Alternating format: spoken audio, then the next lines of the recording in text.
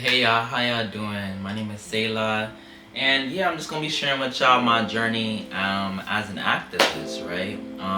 At first I wanted to do the artist way. I saw Doshi do that, and I watched Doshi's artist way like a couple of times because it's really inspired me. But it's not a lot of time within this semester to do that. But I definitely want to do that come summertime. But for now, I already compiled it into chapters and episodes of the journey as an activist, an artivist, right? So an artivist, in case y'all don't know, I can't put two and two, right? It is an artist and an activist, right? And I just want to show the behind the scenes for whoever's watching, whoever's listening, if anybody listens, but really for me to kind of be able to look back a couple of years from now and be like, okay, here's where I was and this is how into myself I was, right?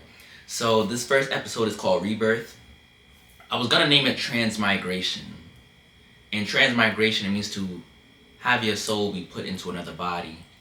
And I felt like naming this episode, transmigration, because I feel like, honestly, like I'm in another body, in another mind, honestly. I feel like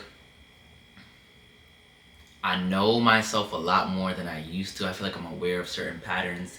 Since last year, April, I've journaled daily, and it's like I've meditated. I've really changed a lot spiritually, changed in ways that my friends don't really recognize, even my family. And it's strange, but it's definitely helped my creativity to evolve in so many different ways. So yeah, I just wanted to share, I wanted to document this and really to also destigmatize activism, right? People see activism and you think, it's just, you protesting on the streets and, holding up paper signs, but it's so much more to activism, right? I feel like activism, it's having a stake in your community, having a stake in your society and how you want it to look. I see activism as resistance. For instance, AAVE, African American Vernacular English. I see that as resistance, right? Activism, I see it as resistance. People that speak Patois or, they have an accent in whatever country they're in that was originally colonized by whoever else and they come up with their own way of that language. I see that as activism, as resistance, as claiming who you are within the society. So yeah, I feel like even labeling myself as an artivist, there's so much bad, how to say, I don't know, bad press around the word artivist. Not really artivist, but really artists that are in the activism realm. Like they will call you a conscious artist.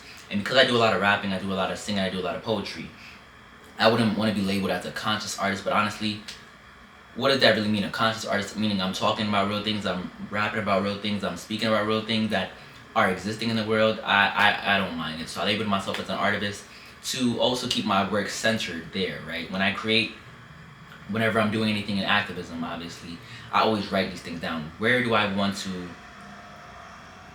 my story to go, right?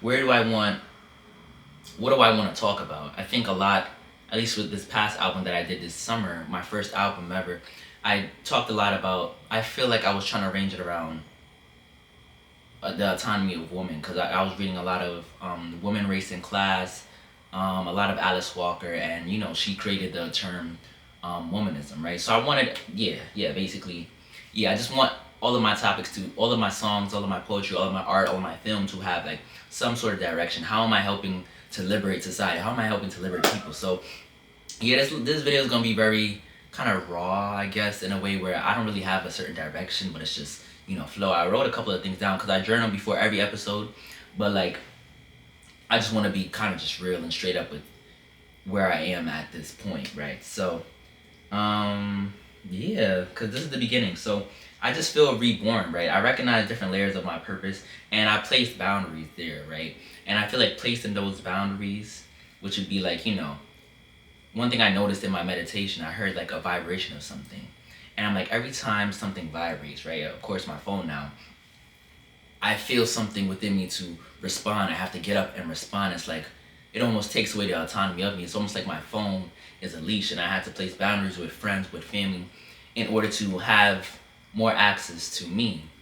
How can I have full access to me if I'm always constantly available at the sound of a bell, at the sound of a, something vibrating, And I feel like that helped me to get, deeper within myself. I think there's certain boundaries. There's so many other boundaries that I've placed, but for the context of this episode, I just really want to show y'all, I guess, where this has taken me creatively, right? Um, but I've recognized my purpose, I feel like, which is very, I don't know, it's crazy for me to admit that or to say that out loud. Like, yes, I recognize my purpose. I recognize that my purpose is service and that it's always changing, it's always evolving. I feel like I've done so many different things as while growing up, and I've played so many different roles, so many different titles that we play as human, brother, sister, son, nephew, football, leader, whatever the case is. But I feel like I've really recognized my purpose in service, and I feel like I want my art to really embody that in a kind of way, right? I want my art to be an extension of my service. Anything that I write, anything that I say, is it helping to liberate people, you know? And for that, I had to really get deep. So I would call this a rebirth, because for a while, even while I've been creating for like 3-4 years, and when I would create, it's really poetry. And even really before that, probably 6 years, 7 years, where I would just write poetry down, but I never knew how to really finish until I eventually got the tools. And now, even as I make music now, sometimes I used to struggle with calling myself, hold on. I used to struggle with calling myself an artist, like, I am an artist. Like, to say it out loud, it's like, it feels like something ugly. It feels like, get a job, this. So I really want to share with y'all all of my fears, but also just my mindset, I guess, around it. So, yeah, a big thing within my artistry that I've done. So right now I'm in my last semester going out into the real world, right? They call it the real world. But I really discentered the pursuit of money. I feel like all artists do this, and it's like people will look at you like, oh, you shouldn't put all your eggs in one basket, which I'm not. I took a financial literacy course in college, and I saw a whole different world of how I should save money and this, that, and the third, and move forward. So I'm not putting all my eggs in one basket, but I've decentered the pursuit of money, right? I'm not banking on this, that, and the third. I gotta get a job, I get an internship, and I used to feel so much pressure, even from I turned 18. I used to think my major was my purpose, you know, and it was so weird like that. Like, I was 18, taking on this loans, taking on debt, and I'm like, yeah, first gotta find an internship, then I gotta find connections, then I gotta, you know, I was trying to do it all. And, you know, to be honest, I applied to 186 jobs, and even though I think I only worked at really Aflac and one other place, but then they dropped me because I didn't have as much availability in my schedule because I was trying to survive. You know what I'm saying? But, you know, that's how it goes. And I feel like in this world right now, being an artist, being an activist is very weird because, you know, TikTok is a lot of, you know, fast consumption. It's like, I want to keep up, I want to do this, I want to do that. But it's like I really have to move at the pace of God, and I really have to create at the pace that God wants me to do. So with that, I decentered the pursuit of money, right? I'm not going to be out here. And before I finish that sentence, I feel like that really helped me creatively, right? I took out a lot of attention that I used to put on job applications to really finding something that really suits me within my purpose, right? So I've looked at a lot of nonprofits, a lot of things to do within that realm, musically, I don't know, just helping with somebody, I don't know. But with the center in the pursuit of money, it's like, okay, a lot of things have to change, at least for me, right? I have to live, not even below my means, but at my means, right? I can't go to every function. I can't go to do so-and-so with friends. But it's not to say I cannot hang out with friends. I feel like I would really want to hang out with people in intangible ways. Let's do something that can help build us up. I don't always have to spend money when I go out. I'm not saying that's the case with my friends, but I've definitely seen a lot of my relationships really alter once I've decentered the pursuit of money. Because it's like, okay, my mindset doesn't mirror the normal social order or the normal mindsets that are given, you know, really within society. So that's why I really call it a rebirth, because you see a lot of your friends change, you see a lot of family relations change, you see even yourself change, and it's really also dealing with that, because honestly a part of you feels alone or lonely, or like even I might betray myself autistically. I'm like, what am I even doing this for if clearly something must be wrong? I'm losing friends, I'm losing family, I'm losing people. But at the end of the day, when I sleep and get back up, I realize I still have me. My heart doesn't stop pumping when I lose certain things, right? And so when I create, I know that I'm not creating to get the rent paid. I'm not creating to, get signed by who and who, because honestly, who wants to sign any artist? Every artist is blowing up here and there. It's really, people call it luck, but I feel like it's really a certain direction to it. It's really, you have to train yourself to know the algorithm, whatever. So I'm not making music, I'm not making films, I'm not making art to, pay the rent. Right? I can pay my rent. I can work my part-time job and I can get enough money to survive and get by, but I can also make art a little bit more, freer. I have a different timeline. And that's also been a part of my rebirth. This won't be the most exciting episode because I really want to get into my different creative changes, my different creative habits. That's why I really wanted to do the artist way. I feel like I would always have something to say each week, but no, I already know like the direction that I'm gonna go with it. So yeah, I feel like even with decentering the pursuit of money, I really used to sacrifice who I was to fit into these communities, right? Obviously, everybody has the code switch. Everybody has to go into certain spaces or do things that they don't like. I worked Aflac for like 3 or 4 months. I wasn't getting paid nothing because you get paid on commission if you could sell people. I called hundreds of contacts and I think I had 2 leads, and both of them just canceled like once we were like right at the final step. So I didn't get paid or nothing, but it's okay. But the reason why I say that, I used to sacrifice a lot of who I was in order to exist in these spaces. It's like I was trying to develop a work identity before I developed a personal identity of who I was or who I wanted to be. What is my life's purpose? What is my life's blueprint really showing me? And it's not a good feeling when you reflect on it. That's why I love journaling. I look back on my page, I'm like, damn, I really couldn't recognize myself sometimes. And even within this past year, where I dropped music for the first time, I was so nervous, I was so scared. I'm like, damn, what are people gonna think? Because I didn't tell nobody, because I didn't want nobody saying, this and the third, what, you should stick to poetry. This is not lucrative. This is not doing anything for you. This don't even sound good. Because honestly, you make the first album, you make the second album, you make the third painting to make the 10th, right? It's not really you start here and then this is gonna be your best piece of work ever and everybody's gonna love it. I promote my music all the same, but it's like you have to start kind of somewhere, and it's ugly starting somewhere because I really have to define how I want to be supported, or really look at people that don't support me as like it's okay. The world doesn't revolve around me. Just because this meant a lot to me and I put a lot of time and effort into it, and because I love it so much, that other people should love it as well. People don't really love things until other people love things, right? I guess that's sociology. I guess that's the attention thing. Like, you might not like this one song. Like, I don't feel like I liked 6-7 that thing at first until you kept hearing it, and it's like I don't like it, but it's like it's catchy and like, okay, this and the third, whatever. So at this point, I feel like I'm a bit early. I don't feel like I'm catchy, and I feel like I have a lot of work to do creatively. That's fine, but even with the creative work, it really involves me getting deeper inside myself, right? I feel like a lot of people don't go that deep within themselves. They kind of talk about what everybody wants to hear, or maybe some really do, but I really want to get deep into my childhood, or even little things that I've already experienced that I thought I forgave, but I have to forgive again with a different perspective. I have to forgive again with a more spiritual perspective. And this it's really strange, right? But I really do feel this transmigration. Like, I'm really feel like a new person, and I'm just ready to like just go head on. You know what I'm saying? I did cut my locks. I'm not gonna show y'all. You know what I'm saying? Cause my hair not, having loose hair again is really, it's really something, right? After having locks for 4 years, it's really low maintenance. You spray it with some water if you remember, you know what I'm saying? You put some oil in your hair and like, you go about the day. But like, man, when I cut my locks, it was the 29th of December, 2025. And let me tell you, I just knew it was time. I was listening to something. It was a podcast on my way to the gym. And then I recalled, I haven't shared this with nobody, but I recalled so many times where I've played the victim or felt like I've been victimized, although I had been the problem. Like, I was unable to see.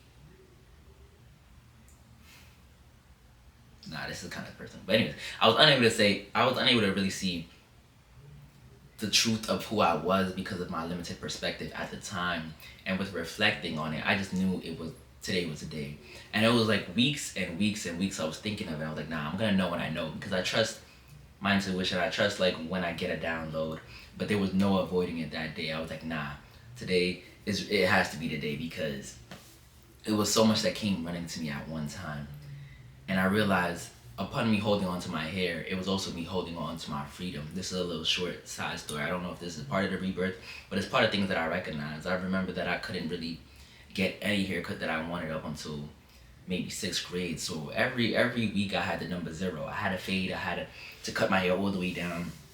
And everybody I looked at in school, because I have Caribbean parents, but everybody in my school, I don't know if they have African American parents. I don't know, but some of them obviously I would say has more freedom than others than I did. Obviously, they would have the mohawks, the high top, and I just wanted so badly to kind of fit in. I was looking for a sense of belongingness, but I interchanged it with really fitting in, right? So I was looking to have a haircut of my own, and once I got it, I never wanted to let it go, and that would usually be put as a punishment to me. If you don't behave, if you don't do this, if you don't do that, we will cut your hair. And I remember the last time I was forced to cut my hair, I was like freshman year, and it was I can't even get into that, but I didn't feel like I was given a fair chance at expressing who I was. I was doing good in school, I was doing good in sports, I was coming home on time, but my hair was just cut forcefully, and people that had cut my hair, they threatened to take a video of me and put it up somewhere. I'm like, well, what are y'all doing this for? Like, I be seeing those videos, I'm like, that's not gonna be me. I'm gonna have a straight face the whole time. Like, you will not make me cry for me. But anyways, yeah, so I realized from that point on, I never cut my hair again. I was resistant to it. And, it made me love my hair however it looked. I stopped getting retwists, or I got it when I felt like it. And yeah, you feel me? But I felt like that was from 14 up until I'm 21 now. So for 7 years, that's not how long I had my locks. I had my locks for 3 years, almost 4. I would say 3 years. And I realized I was really holding on to all of that pain that I felt. Like, I have my freedom now. I'm in college, and I have so much freedom, right? Even from my first year till now, I had so much opportunity to just be who I am and be who I wanted to be. And I was afraid, I wouldn't say afraid, but I didn't want to see myself in another light. I didn't want to see myself without hair, because I would be reminded of when I didn't have a choice, right? So is me having locks now really a choice, or is it a choice out of survival? Out of my adolescent survival, out of how I felt like I had to survive and uphold my image, my identity, how I wanted to exist in the world. And that's what came running to me when I was listening to my podcast and I was cutting my hair. I'm like, oh. And even within, it was an Oprah podcast, but she had said it was whoever she was interviewing, she had said something. She was like, you are not the most important person in the connection that you have with your parents. Like, I think we approach those, which I think a lot of healing needs to be done on both parts, but I feel like a lot of times, like, we come into this world and we almost see our parents as God. Well, because you have to obey them, or else certain privileges are taken away from you. You're so young and small, it's like they kind of control your whole atmosphere, your whole environment. If you think about God is the controller of every environment, every person, everybody, but you only know your parents and what they say and what they do. So, I wouldn't say I'm not narcissistic. I didn't always think like I was the most important person within that connection, but I used to damn sure, kind of act like that, or always feel like I am victimized, or like this person should be bending this way to help me, when life doesn't always go that way. And I know that some people, they might have different parental dynamics, or they might receive more attention, more love, and things of that nature. And that's okay. That's where the grass is greener. But if I look on that side, they also have their own things going through. Nobody's going to come out of their childhood unscathed. Like, my parents were perfect and amazing. Everybody has their own gripes based on the circumstance that they were put in. And even as a human, which I've been reading a lot of Buddhist texts, and which is beautiful, it's uplifting. Because I remembered, I noticed that the only reason why I have the desire that I have currently in my body is because I am within this human body. They had said something in the Buddhist text, it's like, if I was a dog, right, if you were put into the body of a hog, into the body of a bird, you would have no choice but to act within that disposition. You would have no choice but to have the desires that they have. The dog doesn't have any desire but to eat, go outside and play. I mean, just because of what they know. But the birds, they don't have any desire other than to eat and to fly and to find safety. I only have these desires as a soul within a vessel because this is the body that I occupy, right? This is the human body, and this is all that I've seen in my life. And I think having desires, it makes certain that as a human you don't get satisfied and like stagnant in the position that you are in. And I think that's beautiful. It could also be limiting, right? Because ego will see it as like, why can't I have everything that is around me? But you cannot live every life.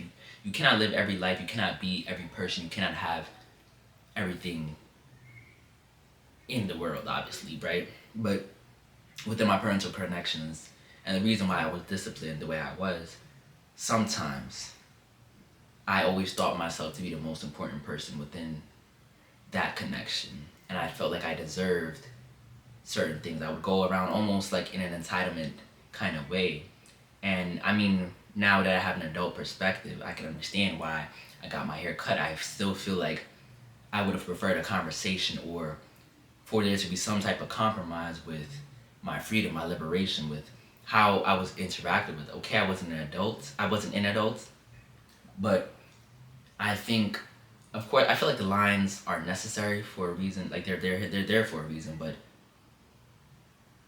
I don't always understand it, because even as humans, right?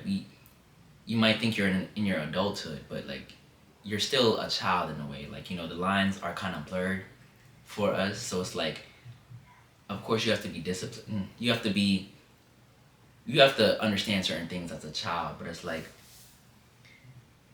I feel like you also are deserving of some type of respect, some type of understanding, some type of being spoken to, so that you can understand the world around you, not just you're taught to obey, because you're teaching them also how to not only obey you, but obey the teacher, no matter what. Obey the professor, obey their boss, even when it's wrong, obey their friends. And you may not think that, no, I told you to be a leader, not a follower, but look at how you speak to me, and look at how my friends speak to me. You think they speak to me any different? Peer pressure, it comes in so many different forms, but yeah, anyway, this is just the rebirth, and that's really why I had cut my life. I realized I was holding on to the lack of liberation that I had. I was holding on to so much guilt, not guilt, but that trauma that I felt like was inflicted upon me. I said no one will ever forcefully cut my hair again. At that point, I will stand my ground. This was my becoming a man. This was me turning into my manhood. I'm like, if he was to cut my hair, I felt like I would never cut my hair again. And putting never or a definite statement on your life is so limiting. So the 29th, I just cut my locks. But even before that, I felt reborn. I felt like reborn this past summer, but now I'm kind of fully into it. I really feel like I'm really fully stepping into my role as an artist and my role as an activist, which is, within helping the world, within being in service. And with decentering the pursuit of money, it comes with a lot. Obviously, I'm not trying to make myself like the most moral and the up high standing person. Like I'm really sacrificing a lot for y'all, but no. I think a lot of people in my generation, you like to go on a fancy dates, you like to go on a trip to wherever, and you like to do different things with friends, with like friendship trips, which I think are, is really beautiful. Or, you just don't want to be looked at a certain way as, damn, I'm not making as much money, and my friends are having salaries, or maybe they're having houses, and I don't know really what to expect, because I felt so much pressure to get a job and do this and join within this fabric of the world. But I feel like we're such in an odd time, at least from what I see in the news. It's like, I don't want to join something that's also killing, the world, obviously. And I feel like so much capitalistic greed has been on display, and I've been reading so much books surrounding those topics. So it's like, I really do want to help with my voice. I do want to help with my pen. I do want to help with what I put out into the world, the energy that I put out into the world. So yeah, so that's part of my rebirth. I think rebirth is kind of coming to terms with your fears.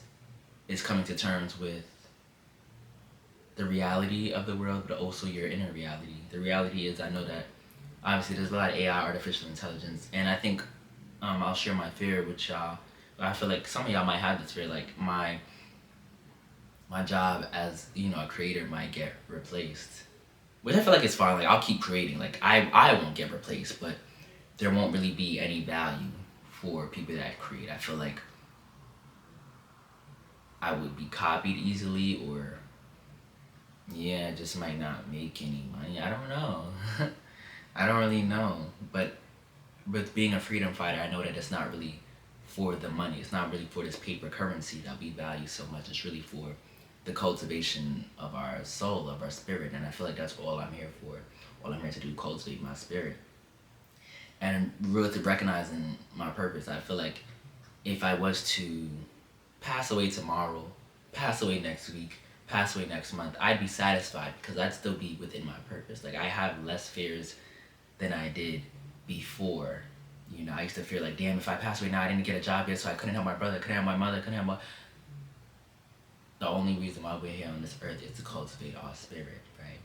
And so I'll do what I have to do in order to maintain my hobby, maintain my role as an activist, artivist, but that's what I'm here to do. So, yeah, thanks for joining me on this rebirth. I don't know if this was too deep or not deep enough, or I don't even know if anybody will listen to it. I would say I'm really making this for me rather than for y'all. Like, I do want y'all to listen and engage and enjoy, and also maybe some of this might resonate with y'all. You know, if I went more in depth with my fears, some of this might resonate, but I would just say kind of keep going, be smart with it, and pick your purpose within service. Everything you do has to have some type of meaning, or else we're just moving kind of unconsciously. Listening to another podcast, they say 95% of your thoughts are negative. Also, you repeat 80% of your thoughts a day. Like, it's proven, right? You wake up in the morning, you know your name is, you know your job is, you know you have to, you know your skin is, right? So our thoughts kind of just, obviously you don't have to wake up in the morning and realize, like, this is my skin, this is my hand. So your brain obviously makes things a lot smaller for you to comprehend. You know, this happens with, you know, a lot of our thoughts.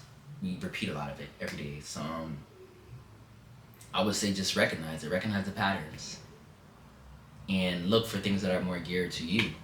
And I think that's what I'm doing right now with this rebirth, with this little podcast episode that I'm doing. Yeah, my camera's dying, so see y'all next episode next week. I'm gonna do 6 of these to complete a chapter, and then for the next chapter I'll have 6 more. So yeah, until next time. You know how they used to leave in Disney, like, hello, hello, hello. No, I'm confusing commercials. Alright, later.